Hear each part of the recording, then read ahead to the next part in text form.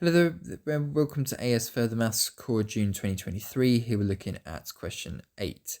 Use the standard results of r squared and r to show that for all positive integers n, the summation of 2r minus 1 all squared is this expression here. So let's have a go at this question here then. So first of all, we're going to expand the bracket. So it becomes 4r squared minus 4r plus 1.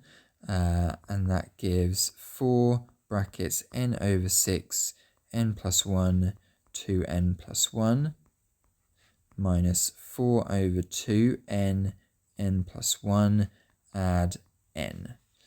Okay, so let's now create a common denominator. So in this fraction here, it's actually 2/3. This is 2 and this is 1. So I'm going to create a fraction where all of them are going to be over 3. So this is 2/3 n plus 1, 2n plus 1, minus, so this is 2 at the moment, so if I want to create it as a fraction over 3, it's going to be 6/3 n plus 1, and if I want to create a fraction on n with 3 on the bottom, it's going to be 3 over 3 n.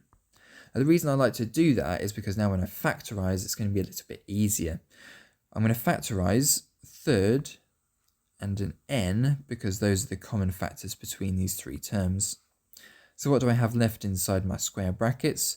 I have 2, n plus 1, 2n plus 1, minus 2, so 6, lots of n plus 1, add 3.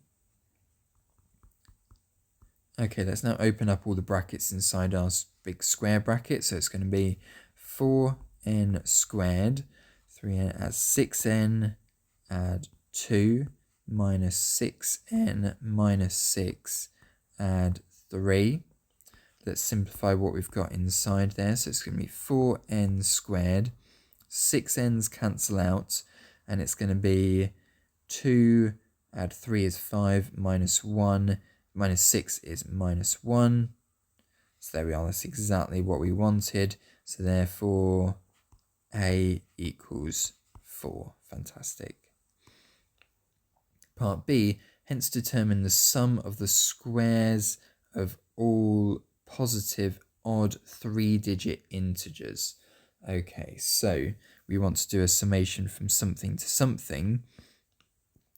If we are summating all the squares of positive odd 3-digit integers, then we're going to start at 101 and go all the way up to 999. So what I need to know is what my r values are to get 101 and to go up to 999. So for 2r minus 1 equaling 101, if I do that on the calculator, 101 add 1 divided by 2, I need to start an r value of 51. And if 2r minus 1 equals 999, then I need to start at an r value of, this should be pretty straightforward, 500.